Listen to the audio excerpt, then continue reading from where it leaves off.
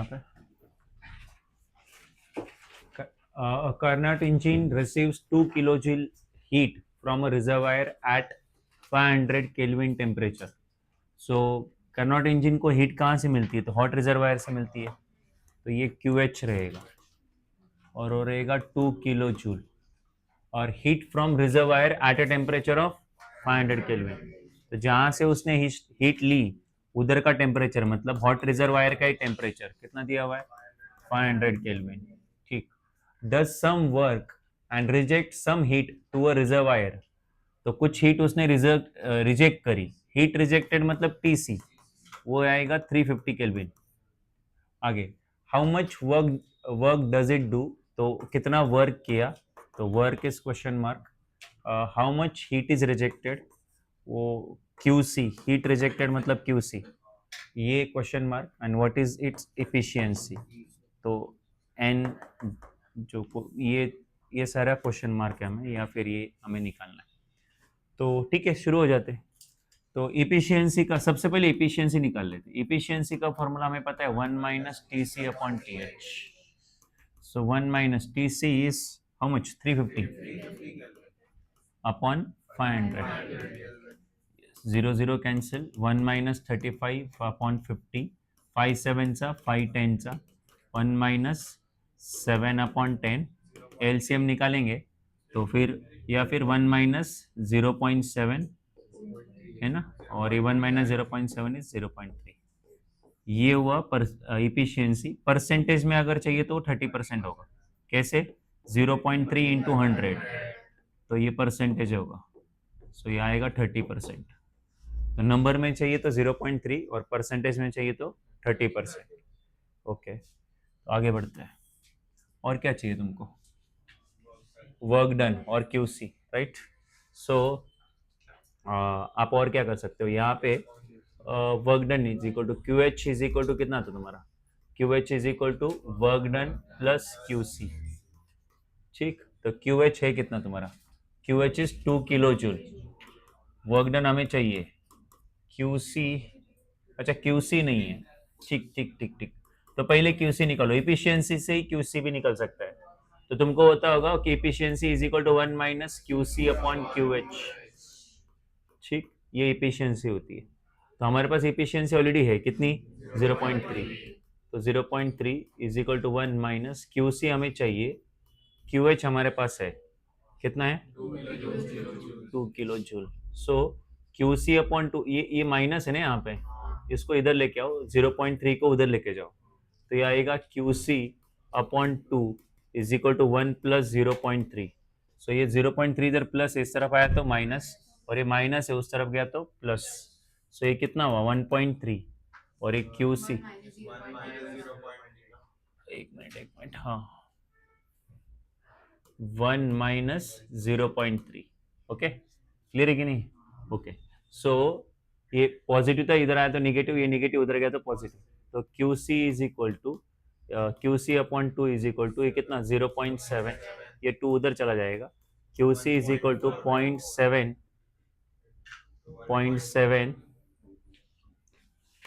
0.7 into 2 which is 1.4, और ये भी आंसर किलो जूल में रहेगा बिकॉज आपने क्यू एच का आंसर किलो जूल में लिया था ना। ठीक है, अब और क्या चाहिए? वर्कडन चाहिए, तो अभी वो पहले जो मैंने फॉर्मूला लिख दिया तो वो लिख दो ना। तो क्या है वर्कडन का फॉर्मूला? हाँ ठीक है, Q H is equal to work done. So Q H, sorry Q H कितना था? 2 वर्कडन, और क्यू सी जो था वो 1.4 को इधर लेके आओ, तो 2 minus 1.4 is equal to work done, है ना। सो 2 माइनस से कितना आएगा? 0.6 किलो जूल बस, बिकॉज बाकी सारे यूनिट किस में है? किलो जूल में। तो ये भी यूनिट किलो जूल में रहेगा। तो इस तरीके से आपने जो भी रिक्वायर्ड था वो सब फाइंड आउट कर लिया। डाउट है इसमें कुछ?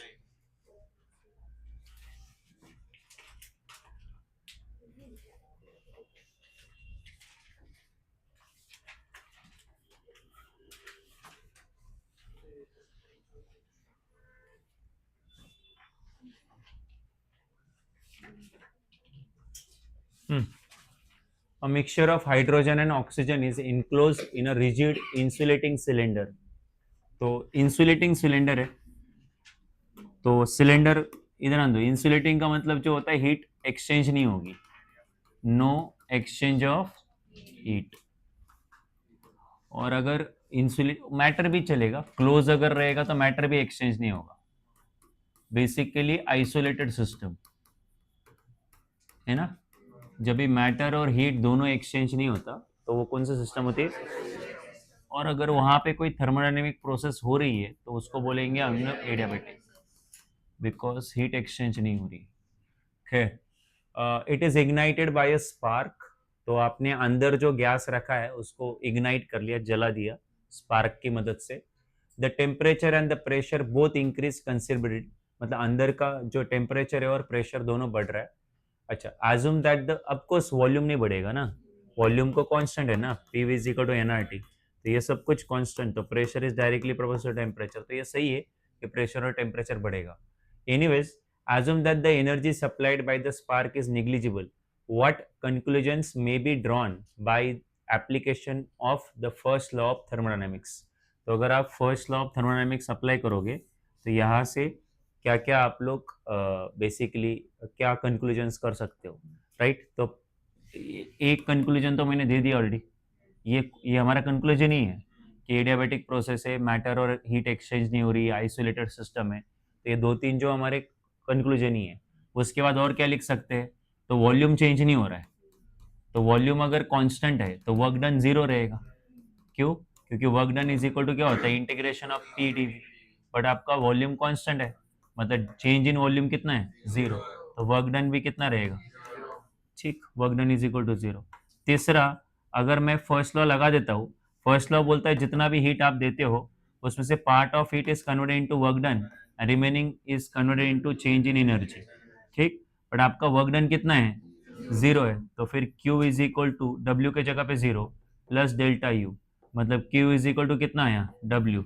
इसका मतलब जितना भी हीट आप दे रहे हो, sorry, Q is equal to delta U, right, work done zero, मतलब जितना भी आपने हीट दिया उसकी वजह से उस गैस की क्या चेंज हो रही है, सही भी है ना, वर्क डन नहीं हो रहा है ना, तो फिर बचेगा क्या, इंटरनल एनर्जी। तो बस जितना भी आप लोग हीट दे रहे हो उससे गैस का इंटरनल एनर्जी क्या हो रहा है, चेंज हो रहा है। ओके, ये यहाँ से हमें समझ में आ रहा है। खैर, हाँ बोल। लोग एडियाबैटिक प्रोसेस ले रहे हैं तो वॉल्यूम कांस्टेंट होगा, ऐसा मतलब एडियाबैटिक प्रोसेस में वॉल्यूम तो नहीं नहीं कांस्टेंट नहीं ही नहीं रहेगा। नहीं नहीं नहीं, ऐसा नहीं है, एडियाबैटिक में तो आप लोग वॉल्यूम को, अगर वॉल्यूम कांस्टेंट है तो ये कर रहा है, गलती कर रहा है। अगर P V is equal to gamma is equal to constant है तो P V is equal to N R T, अगर वॉल्यूम कांस्टेंट है तो वॉल्यूम की वैल्यू निकाल दे, सो फिर P उधर चला जाएगा तो N R T upon P, तो फिर इसको उठा के इधर पुटअप कर दे तो ये आ जाएगा तेरा N R T upon P का power gamma is equal to क्या आएगा, कांस्टेंट। और फिर यहाँ से प्रेशर और टेम्परेचर के बीच का रिलेशन बना, राइट। तो this is the only relation between temperature and pressure. समझा मैं क्या बोल रहा हूँ, क्या बनेगा रिलेशन, तो ये आएगा P इज इक्वल टू, हाँ इसको रिलेशन, ये तेरे को एमसीक्यूज के लिए भी यूजफुल है। तो P और ये NR तो कांस्टेंट है, छोड़ दे उसको, लिख मत, क्यों, क्योंकि NR इधर ऊपर है, उधर जाएगा तो नीचे चला जाएगा, और कांस्टेंट को कांस्टेंट डिवाइड करेगा तो क्या रहेगा, ठीक। तो फिर T बचा उसका पावर गैमा और P बचा उसका पावर भी गैमा, सो फिर ये ऐसा आएगा, T का पावर गैमा अपन P का power gamma is equal to constant. So ये पावर वन है तो गैमा को P को ऊपर लेके आ, तो P का पावर वन इंटू पी का पावर माइनस गैमा और इंटू T का power gamma is equal to क्या आया, कांस्टेंट। तो P को वैसे रख और ये वन माइनस गैमा और टेम्परेचर का power gamma is equal to क्या हुआ, कांस्टेंट। तो अभी प्रेशर और टेम्परेचर को छोड़ के बाकी सब कांस्टेंट है, ठीक है कि नहीं, समझा। तेरा एडियाबेटिक प्रोसेस को डिस्कस कर रहा हूँ मैं। तो अब यहाँ से तेरा फॉर्मूला क्या बनेगा, तो P1 one minus gamma into T gamma T1, right, फिर P2 वन माइनस गैमा और T2 गैमा, ठीक है, यूजफुल फॉर्मूला ये। तो अभी इसको क्या कर सकते हैं हम लोग, इसको सो इसको हम लोग बोलेंगे P2 को उधर लेके गए तो P1 अपॉन P2 का पावर वन माइनस गैमा और T1 को इधर लेके आए तो T2 अपॉन T1 का पावर गामा। अब इसमें से किसी भी एक का पावर हटा सकता है। कैसे? अगर तुम्हें लोग पावर हटाना है तो उसको बस उधर जाके 1 अपॉन कर दो। मतलब मैं क्या बोल रहा हूँ, X square is equal to 3 है या X square is equal to Y, मुझे स्क्वायर हटाना है तो हम लोग उधर वाई के पावर में कितना लिख देंगे, 1/2। अगर इधर 3 है तो इधर 3 को हटा के इधर क्या लिखेंगे, समझा ना? इस तरीके से तुम कोई भी पावर हटा सकते हो। तो ग्यामा हटाना है तो इधर मल्टीप्लाई बाय क्या करो, 1/गामा, 1/।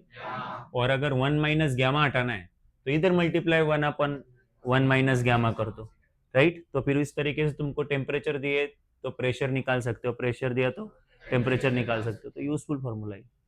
सो मेरा पॉइंट इतना सही है कि आपको कोई भी दो वेरिएबल हो सकते हैं और एक कांस्टेंट हो सकता है, इट इज पॉसिबल। ठीक है, तो यहाँ पे क्या पॉसिबल है अभी, pressure and variable and volume constant.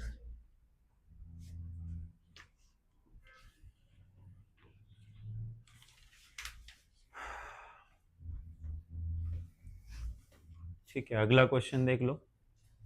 A register held in running water carries electric current. तो एक रजिस्टर है जिसको हम लोग रनिंग वाटर में रख रहे हैं। तो आपको पता है ऑलरेडी, ये आप पुराने टाइम पे नहीं क्या कि पानी को गर्म करने के लिए कॉइल डालते थे। तो रजिस्टर क्या होता है, तो रजिस्टर बेसिकली हीट प्रोड्यूस करने के लिए एक अरेंजमेंट है, ये ऐसा रजिस्टर होता है। सबको पता है रजिस्टर में से जब करंट पास करते हैं तो इसके अराउंड हीट प्रोड्यूस होती है।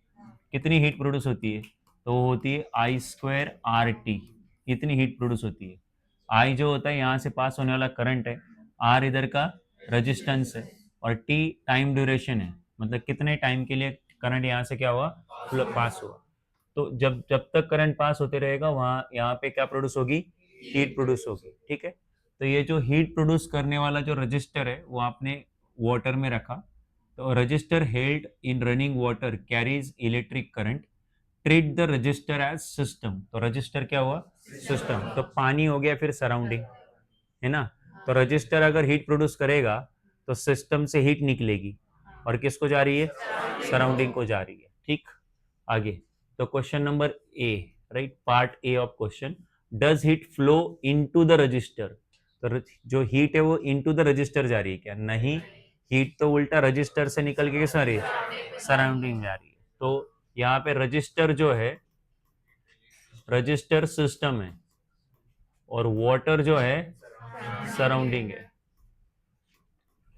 ठीक है, तो यहाँ पे हीट जो है वो सिस्टम से कहाँ जा रही है, तो रजिस्टर टू वाटर है, रजिस्टर टू वाटर है।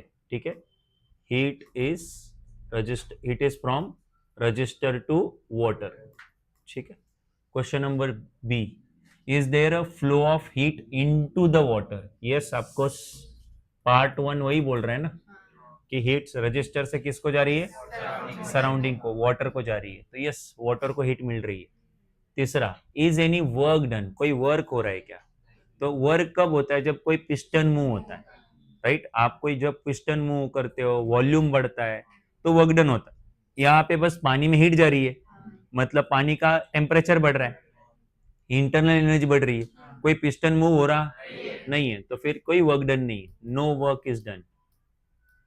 रीजन बोलो क्या है, बिकॉज कोई पिस्टन मूव नहीं हो रहा है, कुछ नहीं, ऐसा है क्या, कुछ नहीं। तो डिस्प्लेसमेंट, किसी चीज का डिस्प्लेसमेंट इन्वॉल्व नहीं है, तो क्या नहीं है, वर्क डन नहीं है। ठीक, आगे।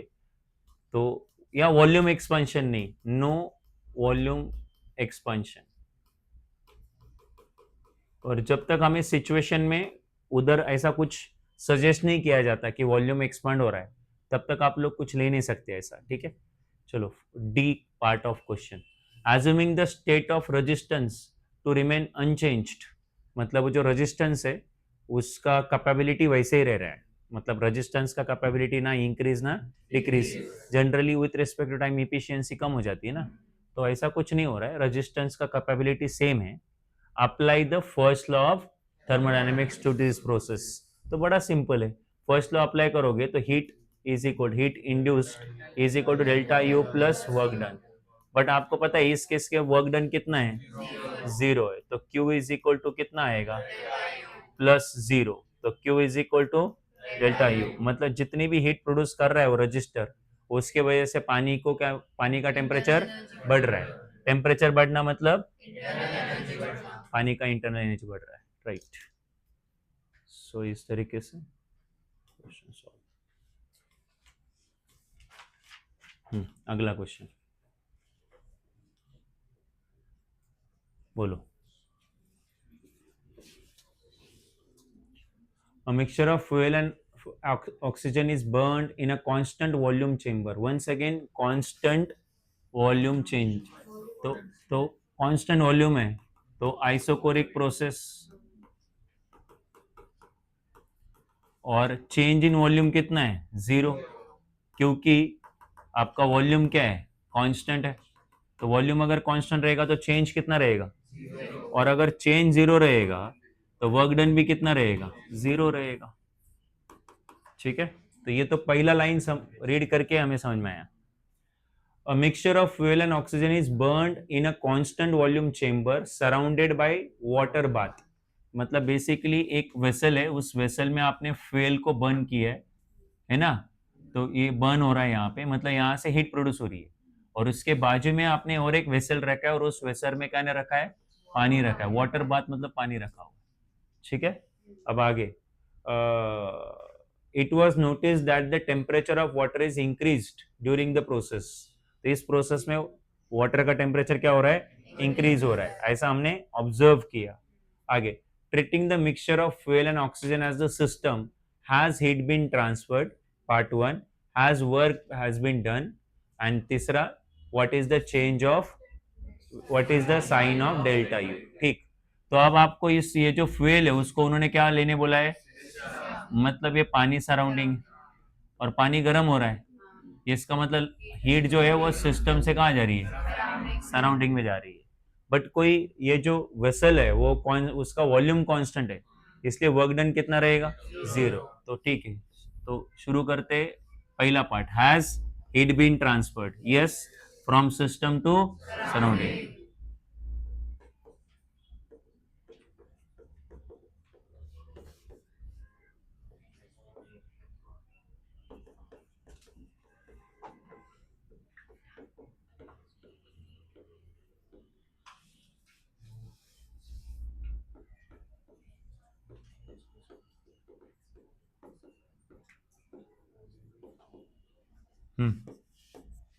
नेक्स्ट, उसके बाद हैज वर्क बीन डन? ठीक है, तो हमें ऑलरेडी पता है वर्क हुआ ही नहीं है।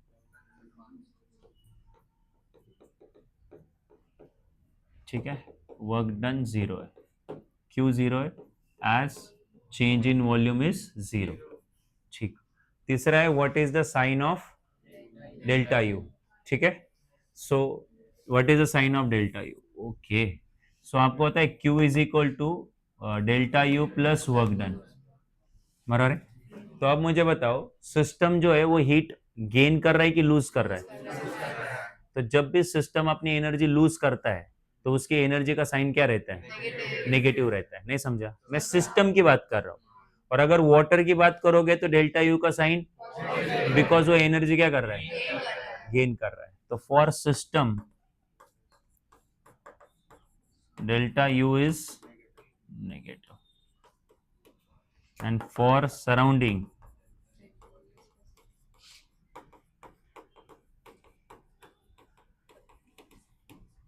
सिस्टम मतलब फ्यूल है ना, और सराउंडिंग मतलब वाटर।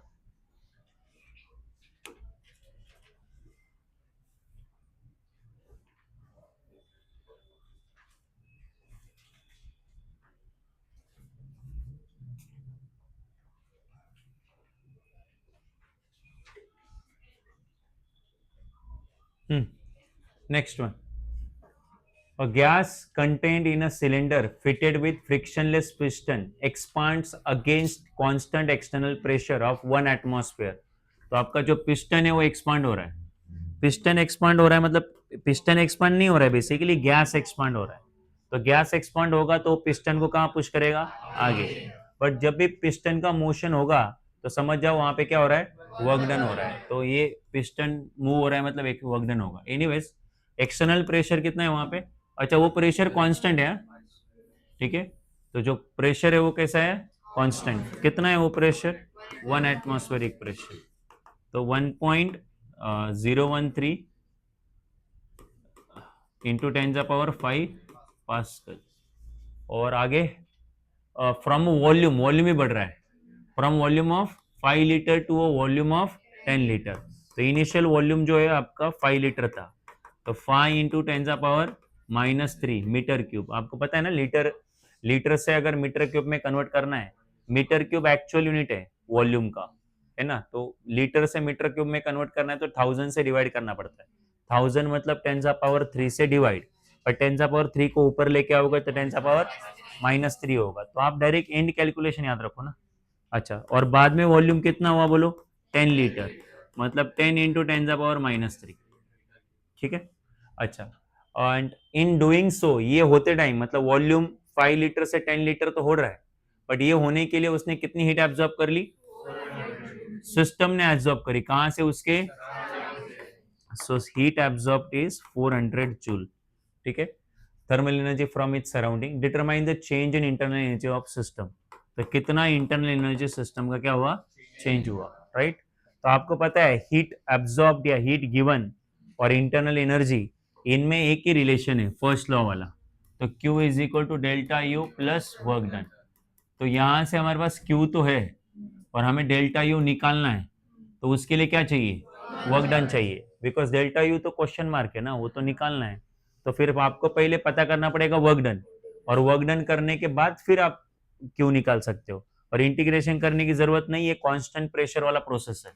तो एज प्रेशर इज कांस्टेंट, जब प्रेशर कांस्टेंट होता है, वैसे अगर फॉर्मूला लिखना ही है तो लिख सकते हैं ऐसा, integration of P D V, right, but इसमें पी कांस्टेंट होता है तो कॉमन आएगा, एंड फॉर्मूला लिखो ना डायरेक्टली, ये सब लिखने की जरूरत नहीं है, डायरेक्टली एंड फॉर्मूला लिखो, V2 minus V1, actually P DV, और ये P और ये V2 माइनस V1, ये फॉर्मूला तभी यूज कर सकते हैं जब प्रेशर क्या रहे, कांस्टेंट रहे, राइट।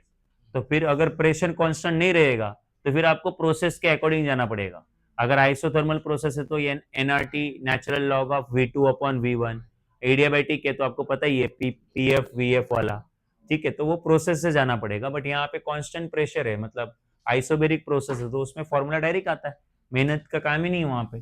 तो work done is equal to कितना है, प्रेशर 1.013 इंटू 10⁵, वॉल्यूम आपका फाइनल 10 इंटू 10⁻³ है, इनिशियल वॉल्यूम आपका 5 है, 5 लीटर बेसिकली, इंटू 10⁻³, तो ये 1.013 इंटू 10⁵, दोनों से 10⁻³ क्या निकलेगा, कॉमन, अंदर बचेगा 10 माइनस 5, 10 माइनस 5 होता कितना है, 5, तो ये 5 पहले आएगा, और ये कौन होगा, 1.013 होगा, आएगा है ना ये, 10 माइनस 5 कितना होगा, 5, और ये 1.013 आएगा। और उसके बाद ये कौन है तुम्हारा, 10⁵ है, 10⁻³ एक ही बेस है, पावर को सब्ट्रैक्ट करेंगे तो 5 माइनस 3 कितना होगा, 2।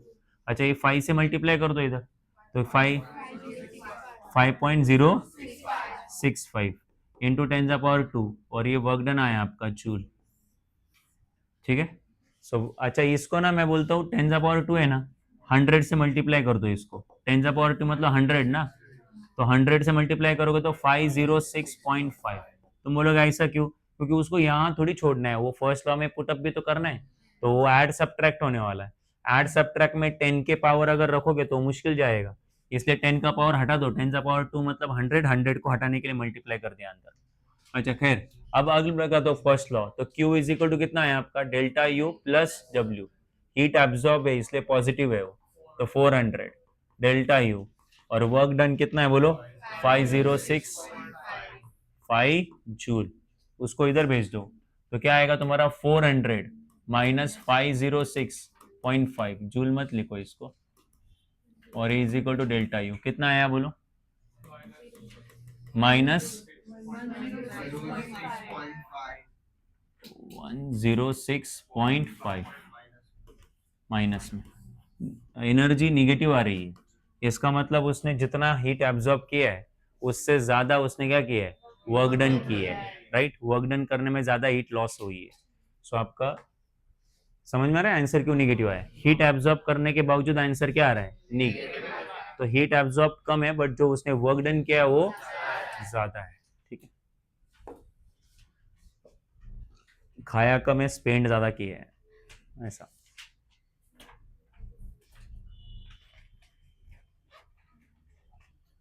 ओके, सो आगे बढ़ते हैं। हाँ, अ सिस्टम, आगे रीड करो। A system releases 130 kilo joule of heat. Release मतलब रिजेक्ट करी, बाहर निकाल दी। तो जो हीट लूज होती है वो तो निगेटिव होती है एनीवेज। और कितना वर्क है, one while 109 kilo joule of work is done, ठीक है, ऑन द सिस्टम। सिस्टम के ऊपर वर्क हो रहा है। तो आपको पता है कि work done by the system होता है तो पॉजिटिव होता है, and work done on the system होता है तो फिर W is negative as work is done on the system. ठीक, आगे याद रखना। और आगे क्या कैलकुलेट करने वाला, calculate the change in internal energy. तो आपको पता ही है Q इज इक्वल टू होता है delta U plus W। Mod में रखो सारा, तो आपको वो साइन का गड़बड़ नहीं होगा आपका। तो Q है कितना आपका, Q कितना है बोलो ना। डेल्टा डेल्टा U को मत रखो मॉड में, वो तो निकालना है ना आपको। हाँ बोलो, Q कितना है बोलो, 130। और डेल्टा U जो प्लस वर्क डन कितना है 109, तो 109 को इधर लेके आओ। सो कितना आ रहा है 21 किलो में है क्यों, हाँ किलो में।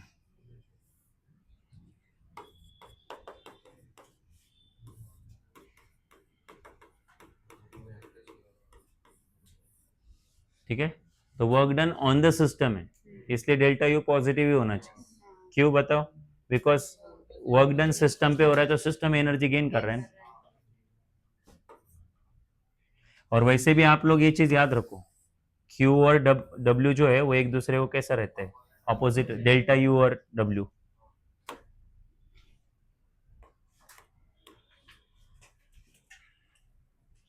नेक्स्ट क्वेश्चन, सिंपल क्वेश्चन है सारे। Efficiency of Carnot cycle is 75%। तो कार्नोट साइकिल का जो इफिशियंसी वो दिया हुआ है 75%। 75% का मतलब 75/100, 25 3 सा 25 4 सा, तो नंबर में इफिशियंसी कितनी आएगी 3.4। 3.4 फ्रैक्शन में रखो उसको। हाँ, if temperature of the hot reservoir, तो हॉट रिजर्वायर का टेम्परेचर जो है वो 727 डिग्री सेल्सियस दिया है। तो 727 प्लस 273 दोनों को ऐड करोगे तो कितना आएगा 1000 केल्विन आ जाएगा। Okay, calculate the temperature of cold reservoir, TC calculate करने बोला है। बड़ा सिंपल सा क्वेश्चन है, कैसे, इफिशियंसी का ही फॉर्मूला है हमारे पास 1 माइनस TC अपॉन TH, है ना। तो फिर आपके पास इफिशियंसी है कितनी 3/4, ये 1, TC हमारे पास नहीं है, TH हमारे पास है 1000, तो ये माइनस TC अपॉन TH को लेफ्ट में लेके आओ तो प्लस TC अपॉन TH हो जाएगा, सामने 1, ठीक है। और ये 3/4 को राइट में लेके जाओ तो TC upon 1000 is equal to 1 minus कितना आएगा 3/4, प्लस 3/4 उधर गया तो क्या होगा, सो TC डिवाइड बाई 1000।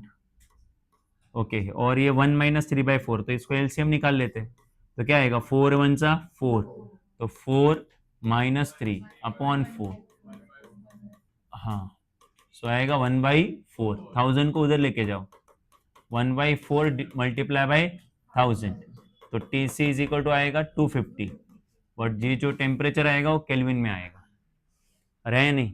अब उसमें से अगर तुमने 273 माइनस कर दिया, अरे आया नहीं, तो कितना आया ये -23, ये डिग्री सेल्सियस में हो जाएगा।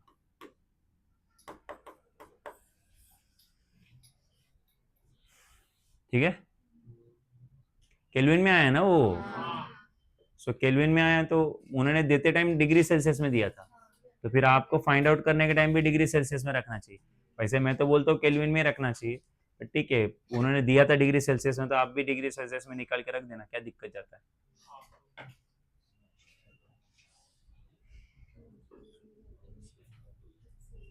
क्या लिखा है, Carnot refrigerator operates between 250 kelvin and 300 kelvin. तो 250 और 300 केल्विन के बीच का टेम्परेचर है. सो calculate is coefficient of performance.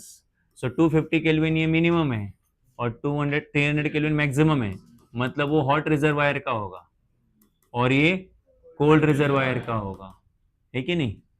250 और कोएफिशिएंट ऑफ परफॉर्मेंस मेरे हिसाब से TC अपॉन TC माइनस TH ऐसा कुछ है क्या? नहीं नहीं, चेक करो, TH माइनस TC शायद. नहीं रे, चेक करो ना. TC अपॉन TC माइनस TH. Okay, so coefficient of performance is equal to. So बोलो अभी आपका, बट हमें इसको अभी मॉड में रखना पड़ेगा. तो TC है कितना? 250 है कि नहीं, और ये तुम्हारा कितना है? 250 माइनस 300. इसको मॉड में ले लेना. So coefficient of performance is equal to 250 minus 50 आएगा, बट आप 50 लोगे तो 0 0 क्या करोगे? कैंसर. तो K इज इक्वल टू कितना आएगा? 5. कोएफिशिएंट ऑफ परफॉर्मेंस नेगेटिव नहीं ले सकते ना आप लोग, नहीं समझा? बिकॉज परफॉर्मेंस, मिनिमम परफॉर्मेंस तो 0 है ना, तो उससे ज़्यादा होना चाहिए, नेगेटिव नहीं हो सकता.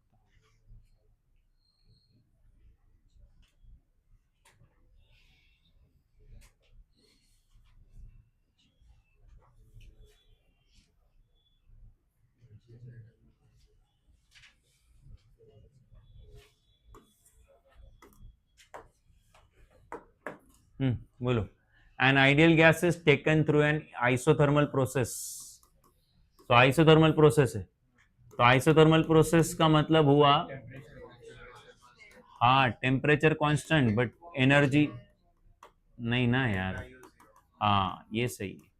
टेम्परेचर कांस्टेंट तो चेंज इन टेम्परेचर 0, तो चेंज इन एनर्जी भी 0. ये बस एक वर्ड से पता चलता है.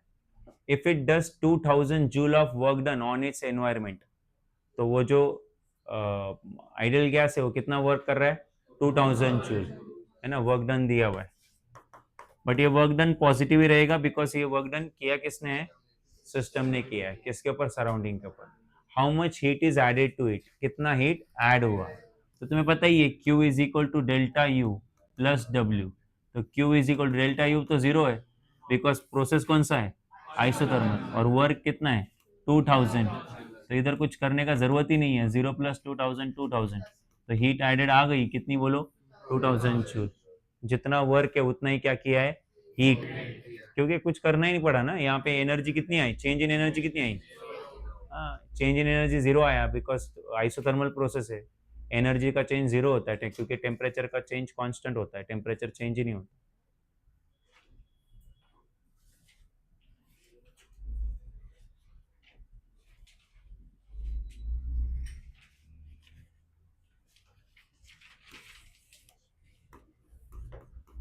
बोलो अगला question. An ideal monoatomic gas is adiabatically compressed so that its final temperature is twice the its initial temperature. तो जो फाइनल टेम्परेचर है T2 is twice the initial temperature. Okay, और जो प्रोसेस है वो एडियाबेटिक है. ठीक है. Monoatomic gas is adiabatically compressed so that its final temperature is twice the its initial temperature. What is the ratio of final pressure to its initial pressure? Final pressure मतलब P2, initial pressure मतलब, तो P2 upon P1 इसका ratio चाहिए. ठीक है. तो process adiabatic है और चेंज टेम्परेचर में दिया है, चेंज प्रेशर में दिया है, मतलब आपको रिलेशन प्रेशर और टेम्परेचर के बीच का चाहिए. तो मैं 2 मिनट पहले मैंने तुम्हें डिराइव करके दिया था.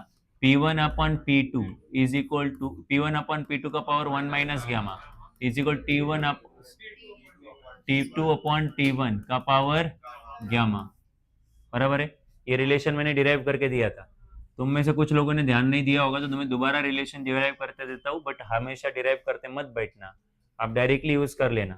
तो आपको पता है कि एडियाबेटिक प्रोसेस के लिए प्रेशर इंटू वॉल्यूम का power gamma is equal to क्या होता है? कांस्टेंट. अब दिक्कत ये है कि हमें जो दिया जो चेंज है वो टेम्परेचर का है और निकालना जो है वो प्रेशर का है. मतलब फॉर्मूला, मतलब आंसर प्रेशर में निकालना है, दिया टेम्परेचर में, तो हमें रिलेशन प्रेशर और टेम्परेचर का चाहिए, तो वॉल्यूम का नहीं चाहिए. तो फिर आप लोग आइडियल गैस इक्वेशन यूज करो, PV is equal to NRT. यहाँ से वॉल्यूम निकल के आएगा NRT अपॉन P. तो फिर आप उठा के इधर वॉल्यूम की जगह पे रख दो, तो प्रेशर इंटू वॉल्यूम, वॉल्यूम की जगह पे एनआरटी अपॉन पी, उसका पावर कितना होगा ग्यामा, सामने वो क्या आएगा कांस्टेंट। अब मेरा पॉइंट ये है कि एन और आर जो होते हैं वो खुद ही कांस्टेंट है, खुद ही क्या है, और उनको डायरेक्टली भूल जाने का, बिकॉज वो कांस्टेंट है न्यूमरेटर में है, उधर जाके डिवाइड करेंगे कांस्टेंट को, और कांस्टेंट को अगर कोई कांस्टेंट डिवाइड करता है तो कांस्टेंट ही रहता है, तो भूल जाओ उसको। तो बचा कौन पी, फिर टेम्परेचर अपॉन प्रेशर का पावर ग्यामा, और सामने क्या आया कांस्टेंट। अब ये कहाँ गायब हो गए समझा ना, एनआर कहाँ गायब हुआ, क्लियर कि नहीं, कांस्टेंट में मिक्स हो गया हो। खैर अब ये प्रेशर इनटू टेम्परेचर का पावर ग्यामा अपन प्रेशर का पावर भी ग्यामा, ये वाला प्रेशर का पावर ग्यामा ऊपर चला जाएगा, इधर ऊपर से प्रेशर का पावर 1 है तो ये 1, और ये प्रेशर का पावर माइनस ग्यामा क्योंकि वो ऊपर चला गया, इनटू टेम्परेचर का पावर ग्यामा, और सामने कौन है कांस्टेंट, कभी से है वो, इधर भी प्रेशर है इधर भी प्रेशर है, सो प्रेशर के पावर में आएगा 1 माइनस ग्यामा, और बाजू में टेम्परेचर है, टेम्परेचर के पावर में आएगा ग्यामा, और इज इक्वल टू क्या है कांस्टेंट। तो यहाँ से फिर आप लोग देख सकते हो कि प्रेशर और टेम्परेचर का प्रोडक्ट क्या आ रहा है कांस्टेंट, तो दोनों का प्रोडक्ट कांस्टेंट आ रहा है, तो P1 T1 is equal to क्या आएगा P2 T2, आपको सो पावर तो होंगे ही ना, 1 minus gamma gamma, 1 minus gamma gamma. सो टेम्परेचर को एक तरफ कर दो, प्रेशर को एक तरफ करो, आपको आपको आंसर किसका चाहिए P2 अपॉन, तो एक काम करो ये P1 को उधर भेज दो, तो उधर P2 1 माइनस ग्यामा, P1 का पावर भी 1 माइनस ग्यामा, इस तरफ T1 है पावर ग्यामा है, और T2 जो है उसका पावर भी ग्यामा है, तो दोनों का पावर ग्यामा है, तो हम लोग लिखेंगे T1 अपॉन T2 का पावर ग्यामा, इधर लिखेंगे P2 अपॉन P1 का पावर 1 माइनस ग्यामा, ठीक है। अच्छा बट हमें खाली रेशियो किसका चाहिए P2 अपॉन P1 का चाहिए, मतलब 1 माइनस ग्यामा, तो मैंने तुम्हें क्या बोला कि जो भी पावर आपको नहीं चाहिए, जो भी पावर आपको नहीं चाहिए तो वो राइट में दे दो, बस 1 अपॉन में दे दो, राइट में दे दो बस, राइट, तो मतलब साइड चेंज करो उस पावर की, जो पावर नहीं चाहिए, तो मुझे P2 अपॉन P1 चाहिए, मुझे 1 माइनस ग्यामा नहीं चाहिए, तो मैं इधर कौन है T2 अपॉन T1, उसके पावर में ऑलरेडी कौन है, और उसको मल्टीप्लाई में और एक पावर भेज दूंगा मैं, वो रहेगा 1 अपॉन 1 माइनस ग्यामा, 1 अपॉन, क्यों भेज दिया मैंने ये पावर इधर, बिकॉज वो प्रोसेस है पावर हटाने का, ये पावर मुझे हटाना था, तो जो भी पावर आपको हटाना है हटा दो, वो बस वो बाजू वाले मतलब सामने जो क्वांटिटी है उसके पावर में दो, बस 1 अपॉन में देना, राइट। सो एनीवेज तो अभी ग्यामा इंटू 1 कितना होगा ग्यामा, सो T1 अपॉन T2 का power gamma upon 1 minus gamma is equal to P2 upon P1, तो ये रेशियो के लिए आपके पास फॉर्मूला आ गया। अब बस इसको थोड़ा आगे सॉल्व करो, तो P2 upon P1 is equal to, तो T1 की वैल्यू हमारे पास नहीं है, बट हमारे पास T2 की वैल्यू जरूर है हमारे पास, तो T2 की वैल्यू जो है वो हमारे पास 2T1 है, देखो ना T2 is twice of T1, और पावर में ग्यामा अपॉन 1 माइनस ग्यामा, तो T1 क्या हुआ कैंसिल, P2 अपॉन P1 इधर आएगा 1/2, अच्छा पावर में ग्यामा अपॉन 1 माइनस ग्यामा, तो मैं चाहता हूं कि वो ग्यामा अपॉन 1 माइनस ग्यामा हम लोग साइड में कैलकुलेट कर ले, ठीक है, ग्यामा अपॉन 1 माइनस ग्यामा जो है वो कैलकुलेट करना है हमें। तो अब मुझे बताओ ये गैस कौन सा है, मोनो एटॉमिक है, तो मोनो एटॉमिक के लिए ग्यामा कितना है, हाँ राइट, तो इसीलिए उन्होंने मोनो एटॉमिक बोला था ना, तो मोनो एटॉमिक के लिए ग्यामा होता है 5/3 अपॉन 1 माइनस 5/3, इसलिए आपको केटीजी और थर्मो चैप्टर कंबाइन पढ़ने चाहिए ना, क्योंकि दोनों के कंसेप्ट सिमिलर है। सो फिर केटीजी चैप्टर में हमने पढ़ा है कि मोनो एटॉमिक गैस के लिए ग्यामा 5/3 होता है, तो बस इसको सॉल्व करो अभी यहाँ पे, तो 5/3 वैसे रखो, और नीचे का एलसीएम निकालो, 3 1 जा 3, 3 माइनस 5, 3 माइनस 5 कितना आएगा -2, और नीचे कितना आएगा 3, दोनों का डिनोमिनेटर सेम है, तो 3 3 क्या होगा कैंसिल, ऊपर बचेगा 5, नीचे बचेगा 2 और माइनस, तो ग्यामा का वैल्यू कितना आया -5/3, नहीं ग्यामा का वैल्यू नहीं, ग्यामा अपॉन 1 माइनस ग्यामा, इस पूरे का वैल्यू कितना आया, हाँ ठीक है क्लियर यहां तक। अब ध्यान देना मैं क्या बोल रहा हूँ, सो ये P2 अपॉन P1 अब इसको सॉल्व करना डिफिकल्ट नहीं, बड़ा इजी है, बट मुझे नहीं पता तुम लोग कितना दिमाग लगाओगे। अब इधर 2 का पावर कितना है बोलो, मैं इस 2 का पावर 1 को ऊपर लेके जा रहा हूँ, तो 2 का पावर कितना होगा -1, और उसका पावर क्या है -5/2। सबको पता है पावर का पावर क्या होता है, पावर का पावर, अरे डबल पावर है भाई यहाँ पे, तो -1 और -5/2 क्या होंगे, मल्टीप्लाई होंगे, होंगे ना, और माइनस माइनस प्लस हो जाएगा, और 1 इंटू 5/2 कितना आ जाएगा, 5/2। सो 2 का पावर कितना आया, 5/2। समझा क्या। अब मुझे बताओ, तुम बोलोगे फिर अभी इसको कैसे सॉल्व करोगे, कितना सिंपल है इसको सॉल्व करना। क्या करो, उस पावर को स्प्लिट कर दो। कैसे स्प्लिट करो, देखो 2 का पावर 5/2 है ना, तो उसको लिखो 2 का पावर 1/2 और उसका पावर 5।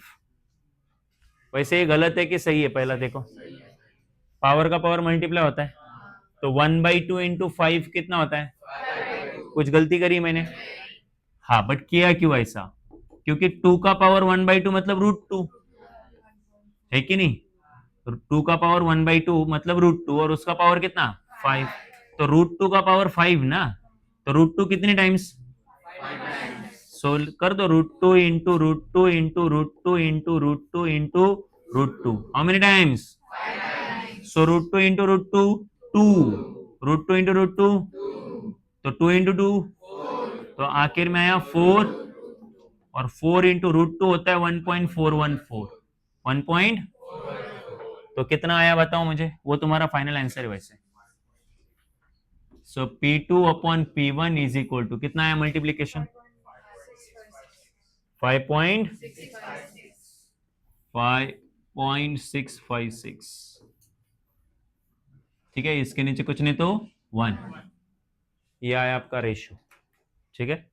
सो ये यहां से आगे कैलकुलेशन समझा क्या, ये 2 का पावर 1 ऊपर गया तो कितना हुआ, जबरदस्ती जगह चेंज करते हैं तो पावर के साइन चेंज हो जाते हैं, तो माइनस तो पावर का पावर क्या होता है मल्टीप्लाई, तो माइनस माइनस क्या होगा प्लस, देखो 2 का पावर 5/2 आया, और 2 का पावर 5/2, तो पावर 5/2 को हमने स्प्लिट किया 1/2 और 5, वैसे पावर का पावर मल्टीप्लाई होता है, तो 1/2 इंटू 5 कितना आएगा 5/2, तो ये सही तो स्प्लिट किया है। अच्छा, किसी का पावर 1/2 मतलब रूट, पावर में 1/2 का मतलब, तो √2 का पावर कितना आया 5, और √2 का पावर 5 आया मतलब √2 5 टाइम्स।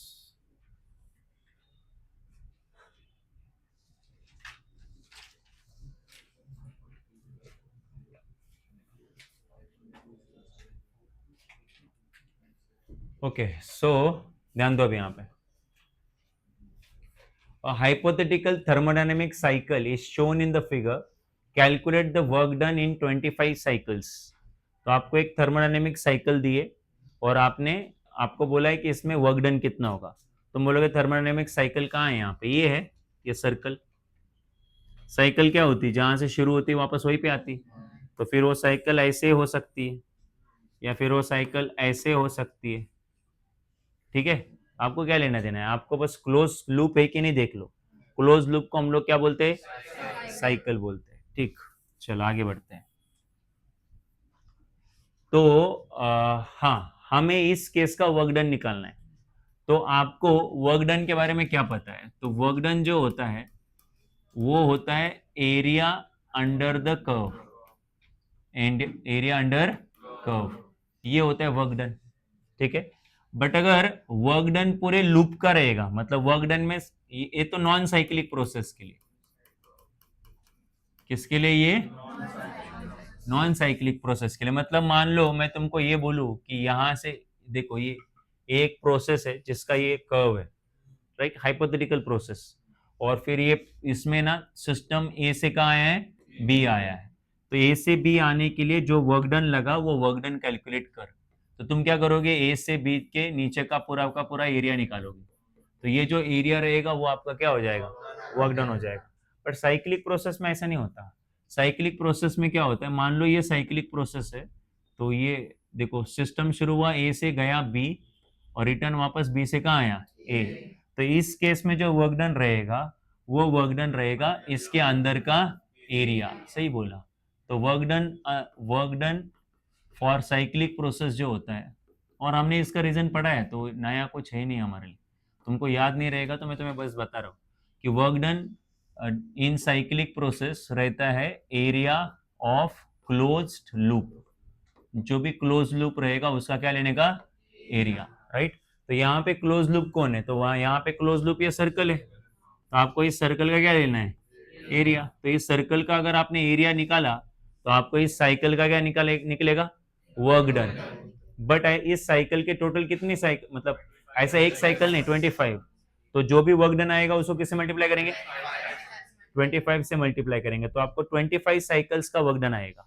बट पहले आप एक साइकिल का वर्क डन तो निकालो, राइट, इस साइकिल का वर्क डन तो निकालो। तो इस साइकिल का वर्क डन कैसे निकालेंगे, इस सर्कल का एरिया निकालते हैं। तो चलो इस सर्कल का एरिया निकाल लेते हैं।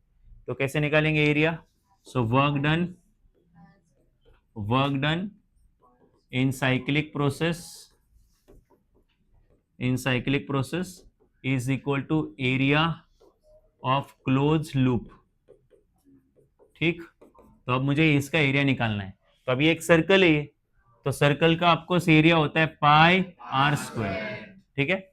तो हमें इसका एरिया निकालने के लिए उसका रेडियस लगेगा। तो जरा देखो इस बारे में, रेडियस चाहिए ना आपको, तो ये आपका सेंटर रहेगा। तो अगर सेंटर रहेगा तो अगर मैंने यहां से यहां ऐसे ज्वाइन कर लिया इस तरीके से, तो ये होगा आपका रेडियस, कि नहीं होगा, ये O2A आपकी रेडियस होगी। और अगर मैंने O2P ऐसे ज्वाइन कर लिया इधर, या B ज्वाइन किया, तो ये भी क्या है, कि नहीं है। तो एक बात बता, सोचना है मैं क्या बोल रहा हूं। तो अगर मैंने रेडियस यहां से ली, OA अगर मैंने रेडियस ली, तो ये रेडियस मुझे आने वाली है कितना है, ये A, ये 1 और ये कितना 6। तो 1 to 6 के बीच में क्या आ रहा है, 5। ये तुम भूल रहे हो कि इधर ऊपर और कुछ लिखने बोला है, 10⁵ पास्कल। खाली 5 मत बोलो, क्या बोलो, 5 इंटू, हाँ ये आपकी रेडियस है। समझा मैं क्या बोल रहा हूं। और अगर तुम में से किसी ने ये वाला रेडियस नहीं लिया, तुम में से किसी ने ये वाला रेडियस लिया, तो वो रेडियस आ जाएगा, ये देखो ये रेडियस आ जाएगा यहां से यहां तक ना। तो कितना है ये रेडियस आपका, ये यहां से यहां तक, तो ये 4 है, ये 4 है, ये 2 है, तो ये रहेगा तुम्हारा 2। अरे यहां से यहां से ये 0 है ना आपका, 0 का मार्किंग है, तो 0 to 2 2, फिर ये 2 to 4 अगेन ये 2, तो ये 2। और यूनिट क्या है, 10⁻³ मीटर क्यूब, ऐसा लिखा है उधर। तो यहां से रेडियस आ जाएगी 2 इंटू 10⁻³ मीटर क्यूब। तो आपने इसके पहले सर्कल का रेडियस अलग अलग देखा है क्या, सर्कल है तो रेडियस क्या होना चाहिए, तो ये वाला रेडियस मीटर क्यूब में है और ये वाला रेडियस पास्कल में है, राइट। मैं बोलूंगा वो सेम ही है, बस यूनिट अलग अलग है। बट तुम बोलोगे फिर फाइनल क्वेश्चन में लेंगे कौन सा रेडियस, क्योंकि वहां पे रेडियस तो लेना है। तो मैं बोलूंगा आपको दोनों लेना चाहिए। क्यों, समझाता हूं मैं। आपके वर्क डन का फॉर्मूला क्या है, P इंटू DV है कि नहीं। तो वर्क डन का यूनिट बताओ जरा क्या आएगा। तो वर्क डन का यूनिट आएगा पास्कल, और ये क्या आएगा, मीटर क्यूब। और वर्क डन का यूनिट क्या है, जूल। तो जूल जो है वो किससे इक्वल होता है, पास्कल, करेक्ट। तो अगर आपने रेडियस खाली प्रेशर वाले एक्सिस से उठाई, मतलब ये वाली रेडियस ली, तो पाई तो यूनिट लेस होता है, और रेडियस आपने प्रेशर वाले एक्सिस से उठाई, तो फिर ये पास्कल में आंसर आएगा, पास्कल की स्क्वायर में आएगा, बट पास्कल में आंसर आएगा। और अगर रेडियस आपने इधर से उठा ली, इस तरफ से, राइट, तो फिर किस में आएगा, मीटर क्यूब में आएगा। बट वो तो रॉन्ग रहेगा, बिकॉज वर्क डन का जो यूनिट है वो जूल है, और जूल पास्कल मीटर क्यूब से इक्वल होता है। मतलब अगर आपका आंसर पास्कल और दोनों में आना चाहिए, बराबर है। तो इसका एक ही तरीका है, इस रेडियस को R1 पकड़ लो, इस रेडियस को क्या पकड़ लो, और इसको पकड़ लो, और यहां पे आप करो पाई आर स्क्वायर है ना, तो इसको करो R इंटू आर, और ये R1 और ये कितना R2। नहीं समझा, तो आर स्क्वायर को स्प्लिट किया, R इंटू, अब एक रेडियस हम लोग पास्कल में लेंगे, प्रेशर में लेंगे, और एक रेडियस हम लोग मीटर क्यूब में लेंगे, वॉल्यूम में लेंगे, तो अब बराबर यूनिट सेटिस्फाई होगा, अब आंसर सही आएगा, ठीक। तो चलो पुट अप कर लेते हैं वैल्यूज को। सो क्या आएगा बोलो अभी यहाँ पे, तो ये पाई को थोड़ी देर के लिए वैसे रखो। रेडियस वन कहाँ से, प्रेशर वाले से, कितनी हो 5 इंटू 10⁵ पास्कल, और दूसरी रेडियस 2 इंटू 10⁻³ ठीक है। तो ये 5 और ये 2 कितना हुआ 10, तो ये आएगा 10, ये 10⁵, ये मैं इस 5 और इस 2 की बात कर रहा हूँ, और इंटू 10⁻³ और इधर 10⁻1 है, तो कितना आया ये पाई, हाँ -3 आपको। तो अब बता ये 5 + 1 कितना होता है 6, ये सब 10 की पावर है, और ये 6 और ये -3 कितना आएगा 3, तो 5 पाई इंटू 10⁻3 ओके। और ये जूल में आंसर, जूल में या फिर पास्कल मीटर क्यूब में आंसर, क्लियर है कि नहीं। सो ये आया पाई इंटू 10 का क्यूब, बट ये वर्क डन एक साइकिल का आया, वर्क डन इन 1 साइकिल, ठीक है, एक साइकिल का वर्क डन आया है। हमें कितने साइकिल का चाहिए, सो वर्क डन इन 25 साइकिल्स, तो आएगा 25 इंटू पाई इंटू 10⁻³ तो 25 पाई होता है 3.14 होता है ना, और इंटू 10⁻3, अब 25 इंटू 3.14 करो, 75 समथिंग कुछ आएगा आपका, 75-76 कुछ आएगा, बताओ कितना आया।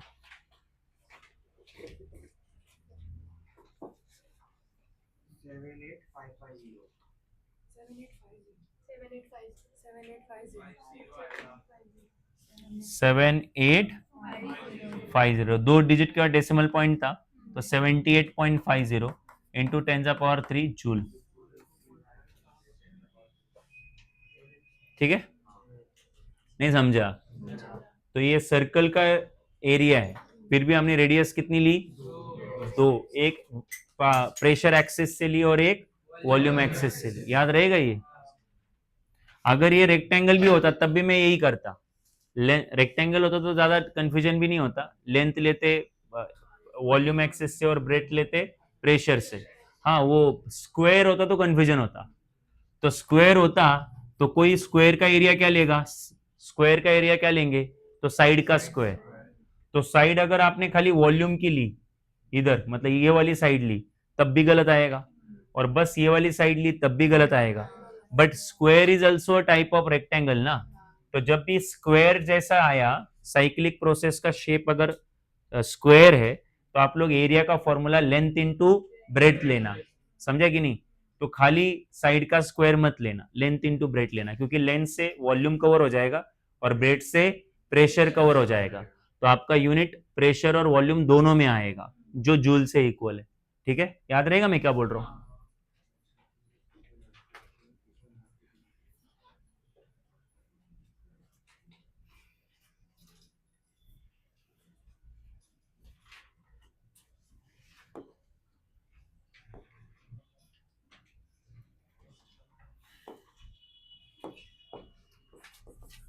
इस वाले पार्ट को इग्नोर मारो।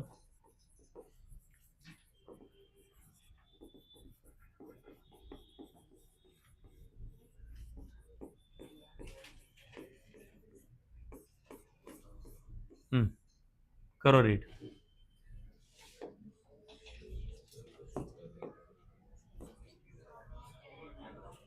अ फिगर शोज, आवाज नहीं, a figure shows VT diagram, तो हमने किया है ऐसा क्वेश्चन, तो वॉल्यूम वर्सेस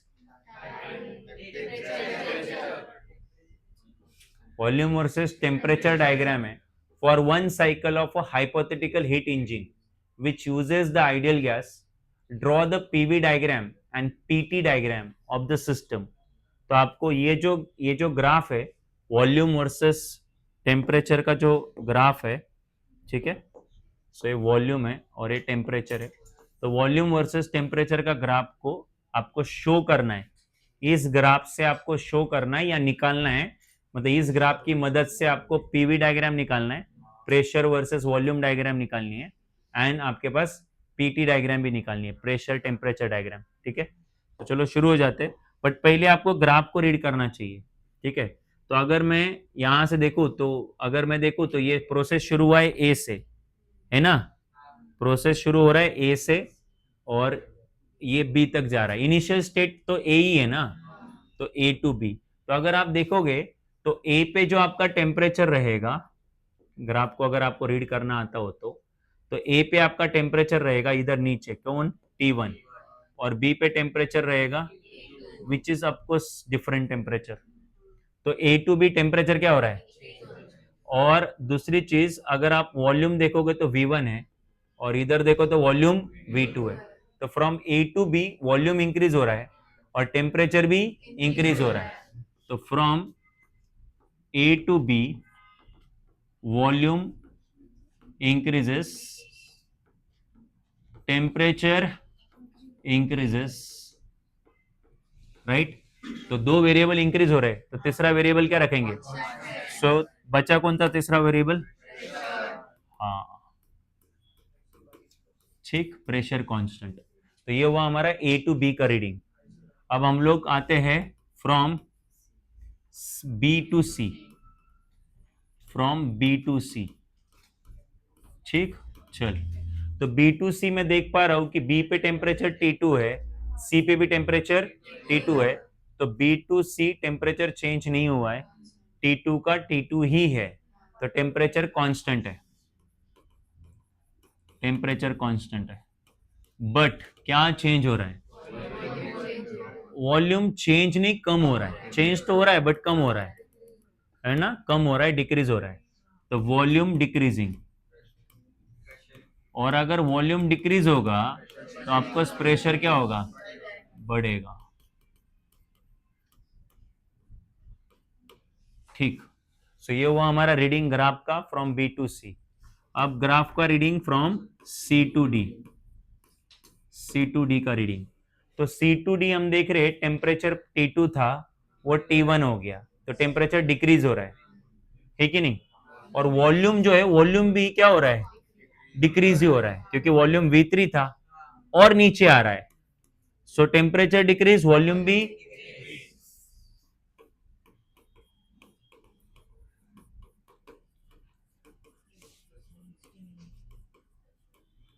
तो फिर प्रेशर क्या रहेगा, हाँ ठीक। और फ्रॉम डी टू ए, ये हमें क्या रीड हो रहा है यहां से यहां तक, टेम्परेचर कांस्टेंट है, वॉल्यूम इंक्रीज हो रहा है, प्रेशर डिक्रीज होगा। सो टेम्परेचर कांस्टेंट है, टेम्परेचर चेंज नहीं हो रहा है, वॉल्यूम क्या हो रहा है, इंक्रीज हो रहा है। तो ऑटोमेटिकली अगर वॉल्यूम इंक्रीज होगा, ऑफ कोर्स, ठीक। तो इस तरीके से हमने ग्राफ को रीड कर लिया है। तो अब हमारे पास रीडिंग है, तो अब हम लोग ग्राफ भी ड्रॉ कर सकते हैं। तो चलो ग्राफ ड्रॉ करना शुरू कर लेते हैं। सबसे पहले ग्राफ ड्रॉ कर लेते हैं PV, pressure versus volume, PV graph, ठीक है। तो चलो शुरू करते हैं। तो इनिशियली क्या दिख रहा है हमें, प्रेशर कांस्टेंट है, ए टू बी के लिए प्रेशर क्या है, तो फिर आप ए टू बी, बट वॉल्यूम क्या हो रहा है, बढ़ रहा है, तो इसमें राइट में जाना पड़ेगा मुझे। तो फिर ये ए हुआ, ये बी हुआ, तो ए पे मेरा वॉल्यूम V1 है, बी पे मेरा वॉल्यूम V2 है, और ए टू बी आप देखो वॉल्यूम बढ़ रहा है बट प्रेशर क्या है, कांस्टेंट है, राइट। तो प्रेशर आप देखो लेफ्ट में दोनों केसेस में सेम है। चल ठीक है, आगे बढ़ते हैं। तो ये हुआ ए टू बी हमने दिखा दिया। अब हमें दिखाना है B to C. B to C volume decrease हो रहा है, तो वॉल्यूम डिक्रीज हो रहा है, ओके, और प्रेशर इंक्रीज हो रहा है। तो प्रेशर इंक्रीज हो रहा है तो ग्राफ को ऊपर लेके जाना पड़ेगा, है ना। एक और चीज, टेम्परेचर कांस्टेंट है, इसलिए ग्राफ का जो शेप है वो आइसोथर्म है। कैसा है, तो ग्राफ जो है वो ऐसा रहेगा, इस तरीके से कुछ रहेगा, ठीक है।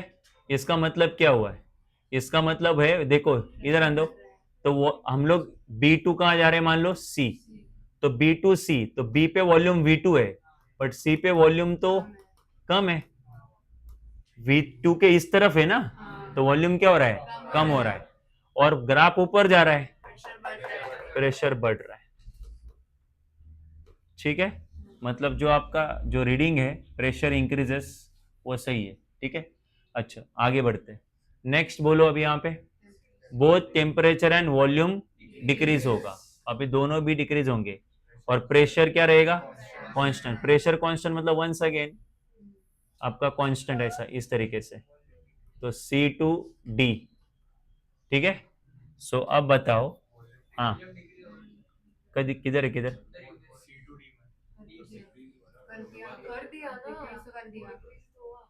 पीछे आना डिक्रीज होता है ना भाई साहब। इधर वॉल्यूम कितना था V3, अब वो तो V1 से भी कम हुआ है, तो पीछे आया मतलब वॉल्यूम क्या हुआ, बट प्रेशर क्या है, कांस्टेंट, तो बराबर तो है। हाँ अब आगे D2A, D2A क्या हो रहा है, वॉल्यूम इंक्रीज हो रहा है और प्रेशर डिक्रीज हो रहा है, बट टेम्परेचर कांस्टेंट है क्या, हाँ आइसोथर्म।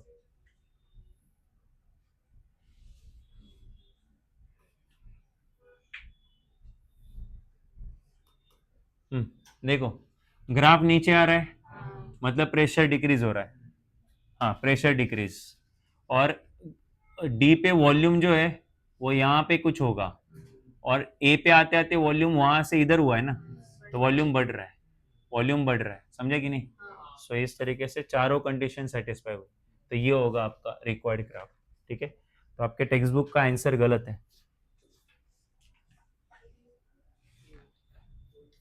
कुछ डाउट है अभी यहाँ पे, ओके।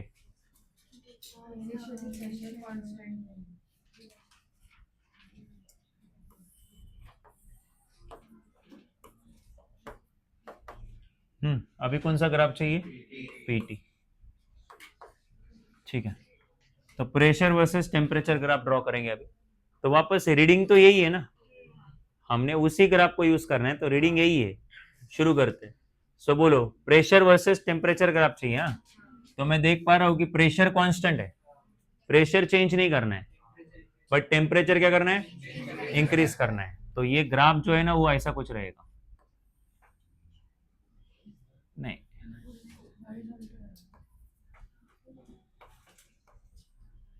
सो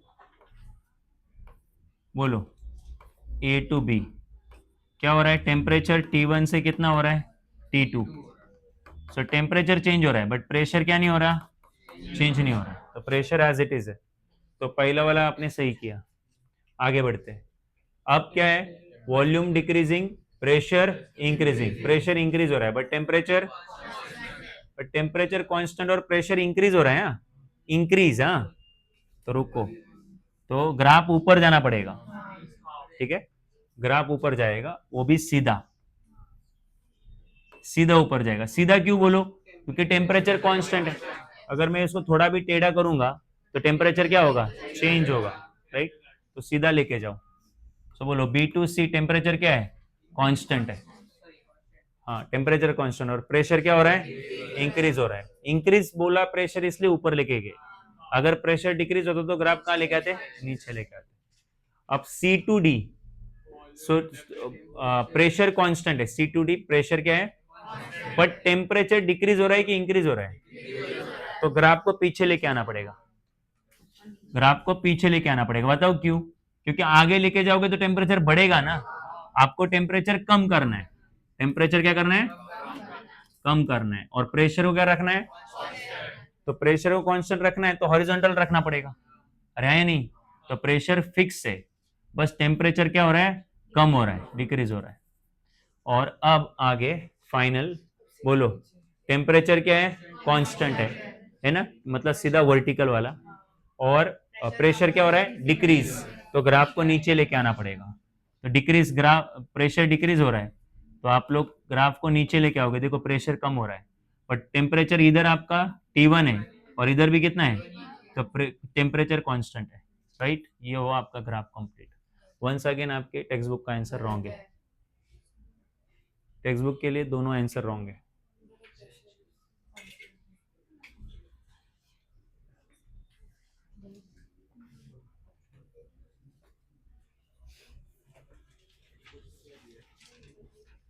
जब भी ऐसे क्वेश्चन को अप्रोच करो तो पहले ग्राफ रीड करके रखना, ठीक है, मतलब ग्राफ को रीड करके क्या क्या ऑब्जर्वेशन आए वो पहले लिख के रखना, प्रेशर वॉल्यूम और टेम्परेचर के, और उसके बाद फिर ग्राफ ड्रॉ शुरू करना, तो इजी जाता है।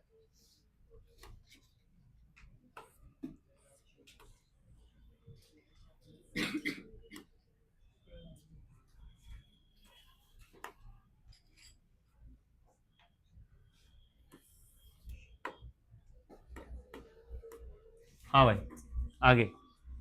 A system is taken to its final state from its initial state in hypothetical paths shown in figure. Calculate the work done in each case. तो अगर क्वेश्चन ईच केस नहीं होता, खाली इतना होता, तो मैं बस अंदर के एरिया कैलकुलेट करता. ठीक है, और उसके लिए मैं यूज करता लेंथ इनटू ब्रेड्थ, क्योंकि प्रेशर वॉल्यूम वाला एक्सेस आना चाहिए और प्रेशर वाला भी एक्सेस आना चाहिए, तो फिर खत्म हो जाता. बट इन्होंने कैलकुलेट द वर्क डन के आगे क्या लिखा है? ईच केस, मतलब हर एक स्टेट. तो यहाँ पे टोटल कितने केसेस है? तो A to B, B to C, C to D और D to A, total 4 cases है. बट इसमें से 2 ऐसी केसेस है जिनका वर्क डन निकालने का जरूरत ही नहीं है, वो 0 है. कौन सी 2 है बोलो? करेक्ट, D2 है. और बताओ बी पे वॉल्यूम कितना है? 6 है लीटर में, 6 लीटर. और सी पे भी कितना है? 6 है. दोनों पे वॉल्यूम सेम है, तो B2C वॉल्यूम क्या नहीं हो रहा, और D2A भी वॉल्यूम क्या नहीं हो रहा. डी पे भी वो 2 लीटर है और ए पे भी वो, तो D2A वॉल्यूम चेंज नहीं हो रहा है, B2C वॉल्यूम चेंज नहीं हो रहा है. तो दोनों पॉइंट के बीच में वॉल्यूम कांस्टेंट है, तो वर्क डन कितना रहेगा? 0. तो मैं लिख रहा हूं यहां पे from B2C and D2A, arrow को फॉलो करो. Volume is constant, volume is constant, hence work done is 0. ठीक है, सो work done from B2C and work done from D2A is 0. चल ठीक. आगे अब 2 और स्टेट बाकी है जिनका हमें वर्क डन निकालना है. बोलो कौन से 2? A to B और C to D. बट दोनों का अलग अलग निकालना है ना, तो A to B का वर्क डन निकालना है, तो बस आपको A to B तक ही देखना है. तो आपको पता है A to B तक का वर्क डन निकालना है, तो A to B के नीचे का एरिया लेना पड़ेगा, ये इतना एरिया. अरे है नहीं? सो मैं इधर लिख रहा हूं work done from A to B is equal to area under the curve AB. AB curve के नीचे का एरिया. तो फिर वो एरिया कैसे निकालेंगे? तो सिंपल है, एक रेक्टेंगल है, तो रेक्टेंगल का एरिया क्या होता है? Length into breadth. तो ये 2 to 6 मतलब कितना हुआ? ये 4. तो 4 लीटर उसका लेंथ हुआ, और ये पूरा उसका क्या हुआ? ब्रेड्थ हुआ. तो ये क्या इधर 0 है ना, तो 0 to 6 कितना हुआ? 6 इंटू 10⁵ पास्कल. तो ये वो कितना हुआ? 6 इंटू 10⁵ पास्कल. और ये हुआ 4 लीटर. 4 लीटर मतलब 4 इंटू 10⁻³ मीटर क्यूब. तो करो पुटअप, तो वो क्या आएगा? Length into breadth. अरे चाहिए तो लिखता हूं, एरिया ऑफ आपका क्या है ये? Area of quadrilateral. बोलो, नहीं क्वाड्रिलेटरल भी नहीं, क्या है? ठीक है रेक्टेंगल, बाहर में गया, डायरेक्ट मैं लिख रहा हूँ. बोलो कितना आएगा वो? 4 इंटू 10⁻³ इंटू, नहीं वो मुझे नेमिंग करना पड़ेगा ना, इधर ए बी नहीं पी क्यू कौन करते बैठेगा, टाइम जाता है. तो ये देखो, ये लेंथ हुआ आपका, और ये क्या हुआ बोलो? ब्रेड्थ हुआ. तो ब्रेड्थ तो हमने कैलकुलेट करके रखी हुई, 6 इंटू 10⁻⁵. तो 6 4 जा 24, 5 है क्या? हाँ ठीक है, +5. सो ये 6 इंटू 4 कितना हुआ? 24, और 5 - 3 कितना हुआ? +2. और ये वर्क डन है तो जूल. अच्छा ये 100 भी है, तो 100 इंटू 24 कितना होगा? 2400. ठीक है, अभी वर्क डन कहां से कहां तक का? हाँ, work done from C to D. C to D ना, ये देखो यहां से यहां तक का, तो वो क्या होगा? C to D के नीचे का एरिया, ये वाला ग्रीन वाला एरिया.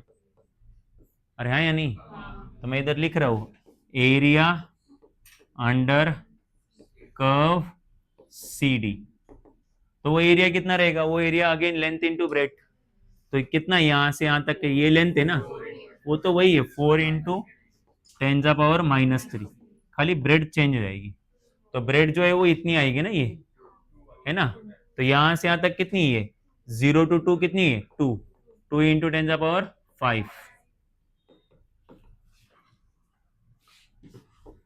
2 इंटू 10⁵, सो 4 इंटू 2 8, और -3 + 5 कितना आएगा, 2, या 100 इंटू 2 कितना आएगा, 800।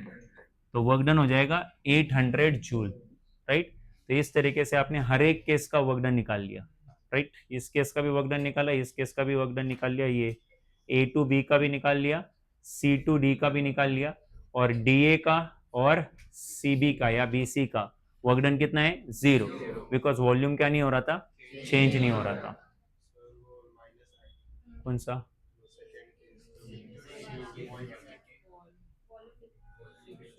हाँ ठीक है, आपने वर्क डन की साइन दिखा दो आप लोग, उधर मत लिखो बट साइड में लिखो ऐसा। Also work done is negative as volume is decreasing, volume क्या हो रहा है, डिक्रीज हो रहा है। और इधर वर्क डन कॉमा करके, work done is positive as volume is increasing.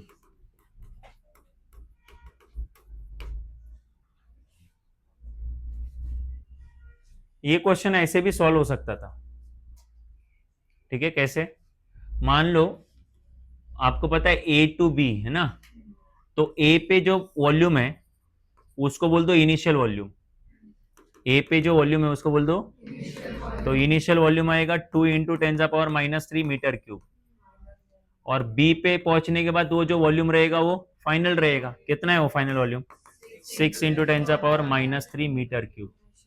Pressure constant है, तो इजी वाला formula P into V2 minus V1, तो P मतलब प्रेशर, तो ये कितना है वो 6 है ना, A to B प्रेशर 6 है, तो 6 इंटू 10⁵ इंटू V2 है कितना, तो V2 है 6, और ये कितना है 2, तो 6 इंटू 10⁻³ माइनस 2 इंटू 10⁻³ 10⁻³ क्या निकलेगा, कॉमन, 6 माइनस 2 कितना निकलेगा, 4, 4 इंटू 6 कितना आएगा, 24, तो निकल जाएगा, है ना। और इस वाले केस में V1 6 है, इनिशियल प्रेशर 6 है, कौन से वाले केस में, C to D ना, यहाँ पे C हमारा इधर था ना, और ये हमारा कौन है, D, तो C to D में ये तुम्हारा इनिशियल वॉल्यूम है और ये तुम्हारा फाइनल वॉल्यूम है, और अपने आप आंसर नेगेटिव आएगा, आपको नेगेटिव लेने की जरूरत नहीं है। और इस वाले केस में, ऐसे वाले में आपको नेगेटिव खुद लेना पड़ा था, ठीक है। तो वो आपकी मर्जी, अभी आपको कैसे करना है वो, बट दोनों तरीके से आंसर आ सकता है, क्योंकि वॉल्यूम इधर, सॉरी प्रेशर इधर भी कांस्टेंट था, प्रेशर इधर भी कांस्टेंट था, ये इजी वाला फॉर्मूला दोनों केसेस में लग जाता है, ठीक है।